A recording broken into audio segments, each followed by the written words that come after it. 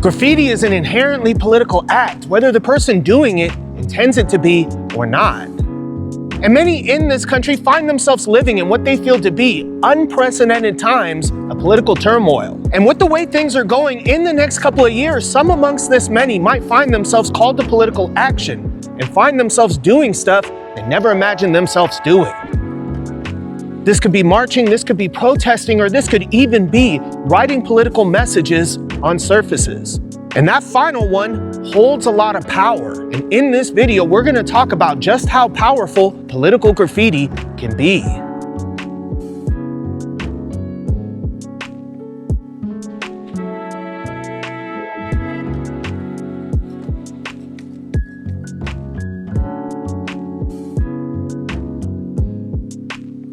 Before we go further in depth, there's a question that needs to be asked, and that is political graffiti even graffiti? And in my mind, I can already hear the people that watch my videos answer this question with a resounding no.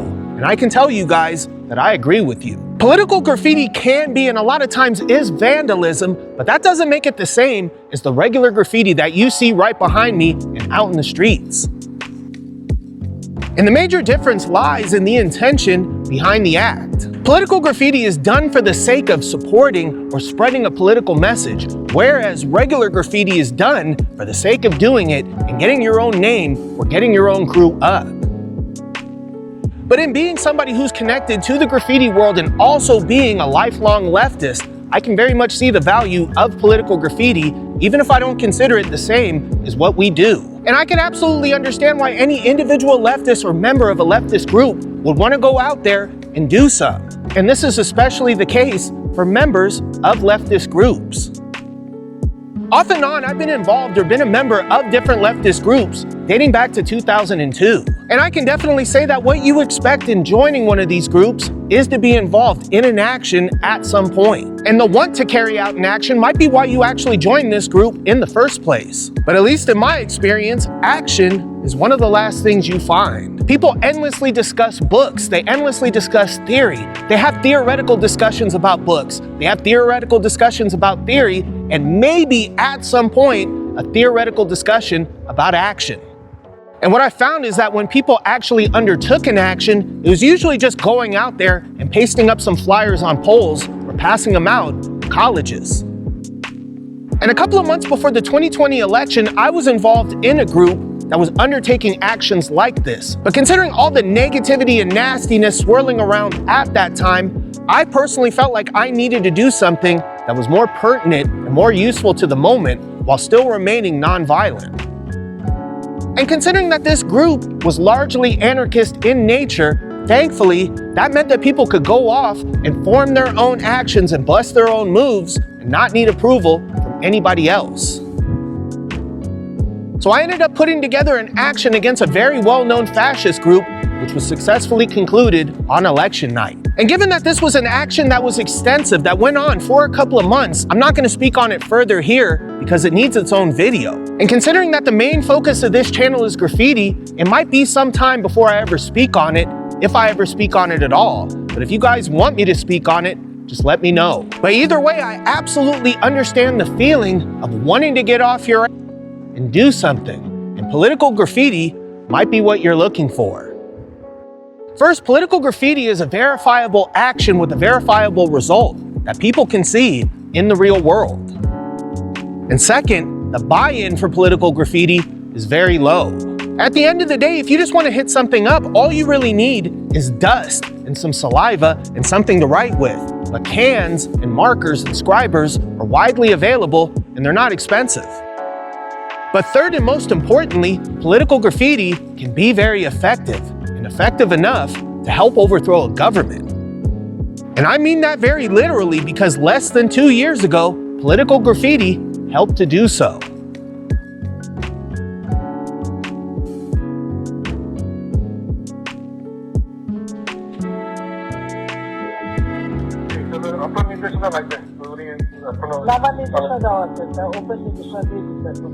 এখন লেখা নেবেন ব্যবহার করবেন যেখানে পারে সেটা গুলি করবেন In 2024, the Prime Minister of Bangladesh, Sheikh Hasina, was facing protests related to discrimination in hiring for government jobs. Sheikh Hasina is the daughter of Bangladesh's first Prime Minister. She was very instrumental in ending military rule in the country in 1990. She was elected Prime Minister in 1996, and then again in 2008. But despite all the reforms that she promised, fears of authoritarianism followed Sheikh Hasina from the start of her second rule. And in time, these fears became reality. And not long after the protests started in 2024, Sheikh Hasina equated the protesters to Razakars, which pissed a lot of people off. Naturally, after making such inflammatory comments, the protests intensified, and just the day after these comments were made, violence broke out when civilian supporters of her government, along with the police, attacked protesters. And while people had been hitting up political graff before the situation turned violent, once it turned violent, political graffiti exploded. And after the protesters were attacked, Bengalis, especially young Bengalis that made up the backbone of the movement, took to the streets and began hitting the walls with the fury. This was especially the case in the capital city of Dhaka, where political murals began popping up in increasing and then overwhelming numbers. And eventually, thousands of murals ended up being painted in this city and all over the country. And once again, per se, I wouldn't call what they did graffiti. It was definitely illegal and it was definitely vandalism. But if I had to put a label on what they did, I would call it renegade street art. But ultimately, what we label or what we call this art isn't important, but its impact, on the other hand, very much is. And that's because this type of political graffiti eventually contributed to the downfall of Sheikh Hasina. And how it did so is absolutely worth studying on its own. Authoritarian regimes like Sheikh Hasina's are able to control the media, and they're able to control the narratives that the media presents. Not only this, these types of regimes are also able to shut down social media, shut down how people are able to communicate, and just shut down the internet, period. However, controlling the narrative out in the streets and out on the walls is much more difficult. Any message that's being suppressed in the media or on the internet can be put out there into the real world. And any message that the regime puts out into the streets itself can be countered. And it doesn't have to be anything special. It doesn't even have to be anything dope, like this jewel throw behind me. It can be very simple things. And when regular people, your average Joe, just goes out into the streets and propagates a message, a simple message, maybe just a word or a sentence, thousands of times, that alone has the power to overwhelm the system. And the authorities can find themselves in a reactive state where they're more obsessed with stopping something that's already been done versus planning for things that have yet to happen. And when there's a big gap in resources and power between the regime and the people, this kind of repetition, going out there and doing the same thing over and over again thousands of times, is what's needed. And in my experience of belonging to different groups, I've found that people in those groups feel like there needs to be this big moment that affects change. And personally, I don't think that's entirely true.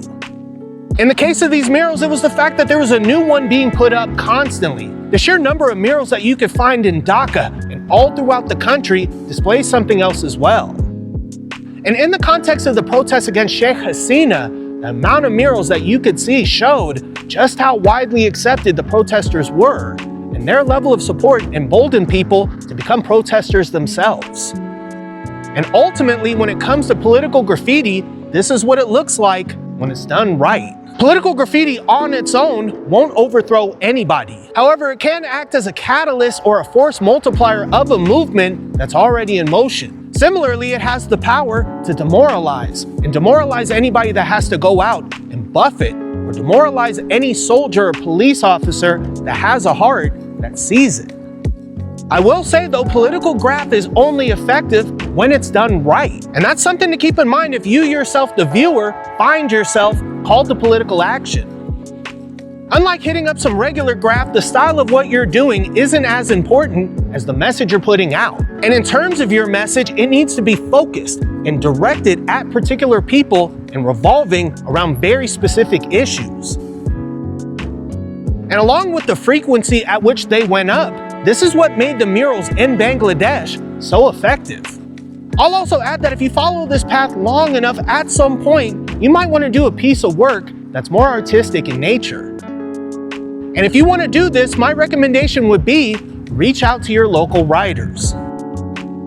I'm far from the only leftist in the mix, and a lot of us hold these views. And in addition to art, a lot of us are also skilled at reconnaissance, at infiltrating buildings, infiltrating groups, and acquiring supplies. Getting in contact with us isn't all that difficult because a lot of us are on social media. On the flip side of this, however, a lot of us are very paranoid. And for me and for people like me, we might need to just get to know you first, kick it with you first, and chill, and just talk before we ever undertake any kind of action. But because there's a lot that you can learn from us and there's a lot that we can learn from you, there's a lot of value in us getting in contact and connecting. Moreover, anybody that studied history knows that amidst the rise of fascist movements in different countries, the left-wing groups in those countries usually spend a lot of time fighting each other, not fascism. And now that it looks like our time's upon us, we can't make the same mistakes that people made in the past. And if we do, we have ourselves to blame. So let's do this thing right, not just for this moment and for ourselves, but let's do it for all the people that aren't even here yet that'll suffer if we do it wrong.